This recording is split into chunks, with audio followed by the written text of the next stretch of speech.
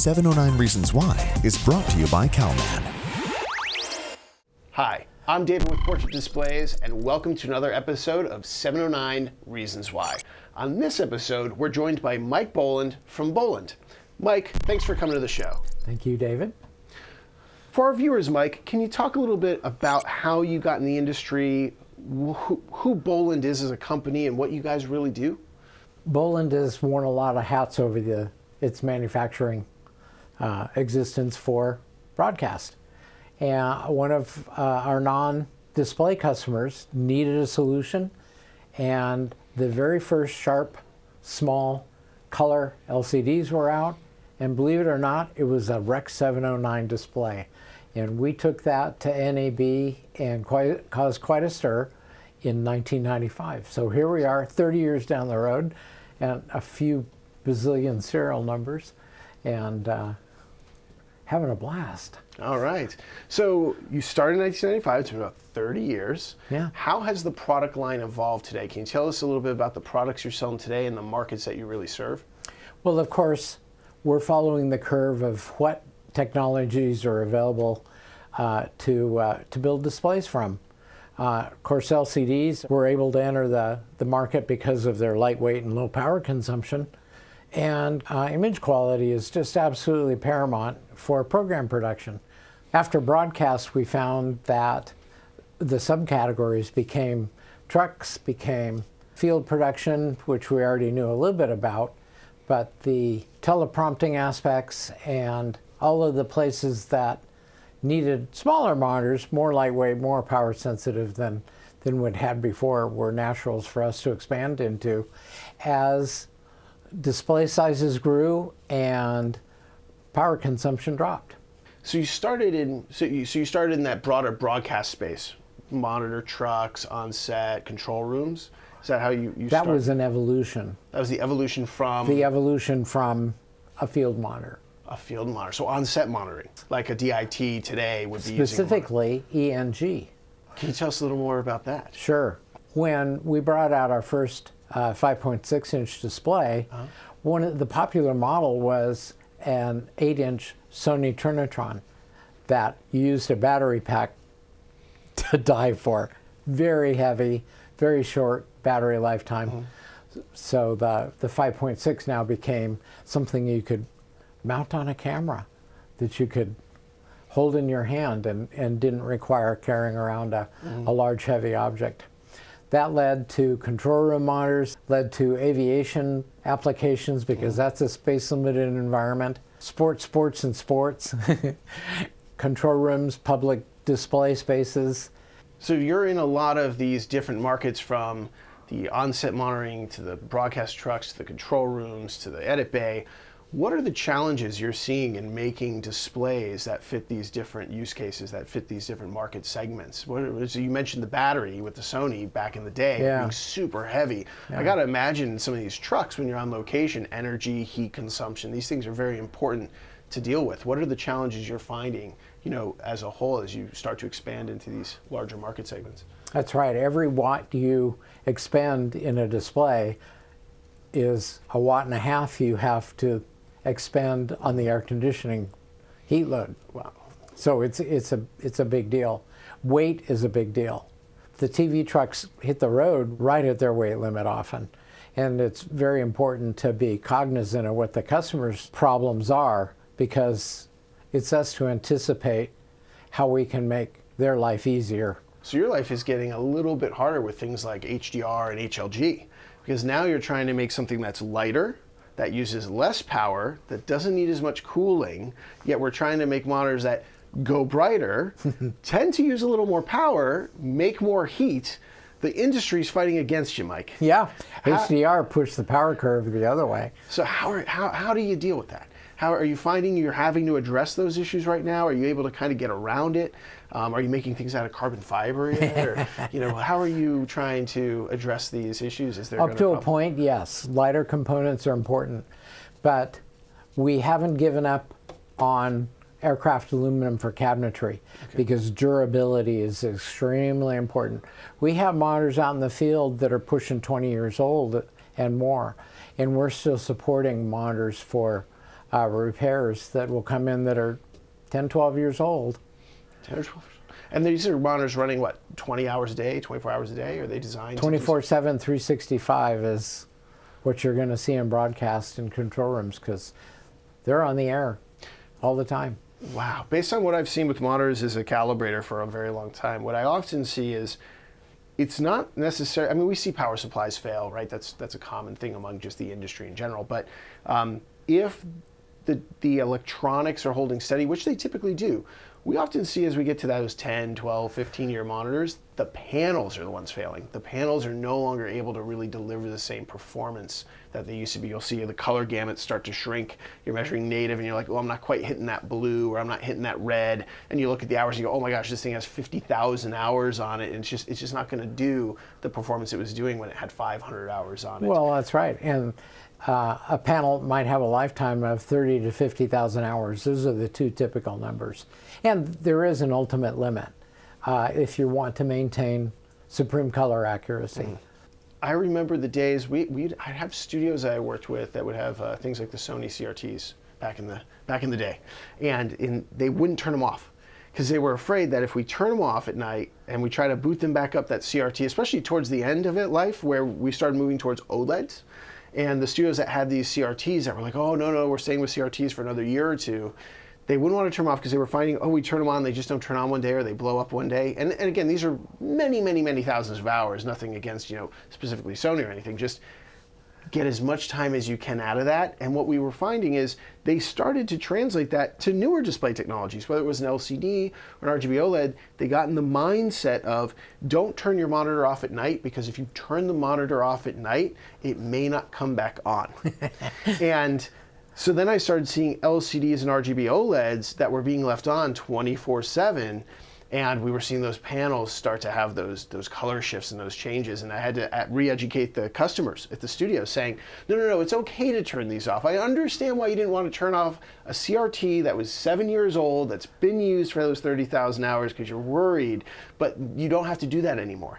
And finally they started to get it, and then their panels started lasting a lot longer. So yes. It's certainly an industry that has evolved, and you get your battle scars, and then you tend to shape your behaviors from your battle scars, right? You blow up a couple displays, and the plasmas, of course, had this similar issue where they were leaving them on overnight, and if they left a frame on them, they'd burn in. Oh, yeah. And so then they had those battle scars. So it just kind of snowballs. Battle scars.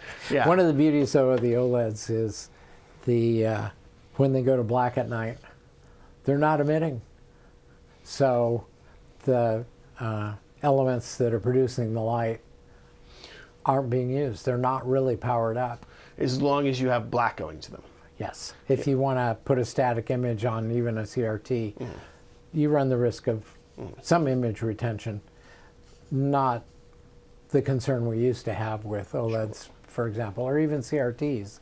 So Mike, what are you seeing now with HDR and HLG type content? I know your products are used a lot in the trucks. They're used a lot for live content. They're used all over the world. Are you finding as HDR starts to pick up, we're starting to see more of that live TV starting to move towards HDR and HLG? Are people starting to monitor more in the trucks, on the field, in these high dynamic range formats? Yes, and customers want monitors that will switch formats very quickly also. They want to be able to reach over, tap a button, have the monitor wall switch instantly from HDR to SDR.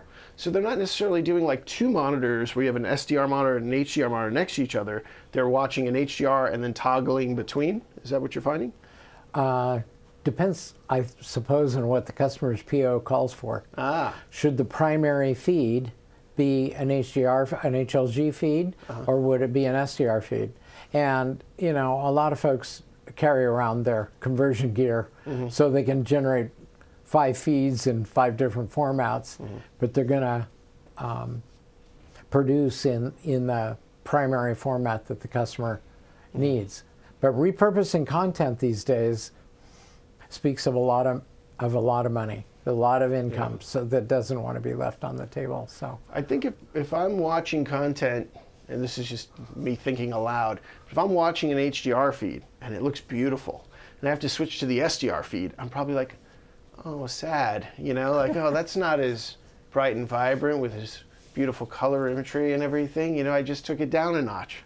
You know, I'd feel like there'd be a little bit of, do I need to crank that up a little? Because I was just watching this gorgeous wider gamut format. So I can imagine that being a little tough, especially if you're going quick. Well, you know, and you gotta... a lot of people second screen these days, but fortunately, and at the point of consumption, people only have one screen, so they're not having a direct comparison between the different formats. So Mike, what other unique features might customers get when they buy a Boland monitor?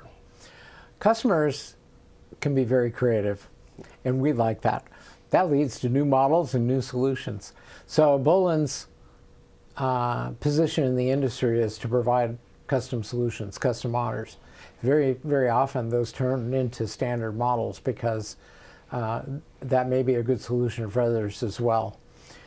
But customers do that because they know that they can rely on Boland for that custom engineering while their investment is protected. They're receiving a product that they have good support on. They can have life-giving support into the more than 10-year area, and they can receive quick turnarounds on their repairs. They can get loaners. They know that we're there to support them to get their product out the door. So this is something, I guess, unique to Boland that I didn't even know about. So Boland is selling monitors commercially, right? If I'm a colorist, I'm an editor, I'm someone working in a control room, I can come to Boland and source products from you. But I can also come to you and say, listen, I really love this product, but I really need these custom features just for me. And you'll work with them to do that development, to create those custom features for a specific partner, and then maybe release those to the larger audience. That sounds like what you're... Exactly. Okay. So a customer just in a OB van in a TV truck, they're going to need a 15.6 to fit into the audio racks, and it's got to match what's on the monitor wall and what's in the graphics unit next door. And that uniformity is also very important to them. Speaking of making sure that the monitors match from A to B to C, Mike, Boland has recently joined the Calman Ready Program. What made you want to work with Calman and portrait displays? We love it. So although we think our monitors have very stable color imagery over time, we liked that we could start with a tool that our customers could continue with over time. They could go in, do their annual checks, and they have confidence that they've got their bases covered. So Calman providing that calibration feature where if they want to fine tune it or they want to calibrate it over time, they can. And if they want to do a validation check, they can certainly do those regular validation checks and then calibrate as needed. Yes. Yes, they can run a color check and if the monitor's fine, but in year 5, if they want to run a calibration sweep, it's easy to do, and they've got good support from us if they have any questions about how to go about that. So Mike, what's next for Boland? You've been around for 30 years, you've been developing monitors and custom solutions, and we talked about all the markets you're in, but what can our viewers expect from the future of Boland? We're always interested in new display technologies. That means that we can add the latest and greatest to our product line and support even better performance all the time. The point of display technology is to be able to provide a calibrated image that is as technology agnostic as possible. By that, what I mean is that an image can be calibrated and trusted by a user no matter whether it's an LCD, an OLED, a projector, a CRT, that Calman provides tools to provide that uniformity all the way along. It has, and we've been enjoying that now for some time. The newer portrait tools are even better, and we love it. So by the time this video comes out, we will have started shipping our new QD models. We'll be starting with this is a 27, but we'll be starting with the 31, and that will become a bedrock for our already well-populated sports industry.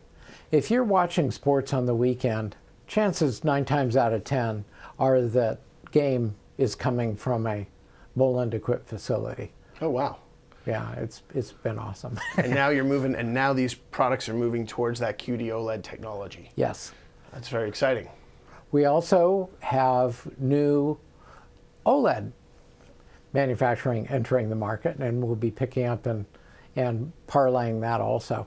Maintaining our size range. Right now we're offering from 16 to 65. Okay. 16 inches to 65 inches in OLED technology. In OLED, all by itself. Yeah. All right, so basically the entire product line would be available in OLED technology. Yes, but I talked about technology agnosticism.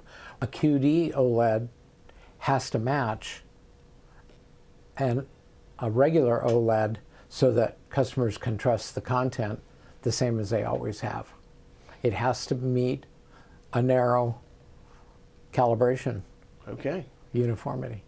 All right. Well, that's exciting. That's exciting. I know there's so many use cases I've seen out in the world where, where you're on set or you're in the edit bay or in the color suite, you're trying to do a review, or maybe you're a director at home getting content off a server and you're doing your dailies, where the sizes really matter and there's really like a no one size fits all, right? We see people with 32 inches, they go, oh, that's a little big for my camera cart, so they want something like a 24 or 27 or even smaller.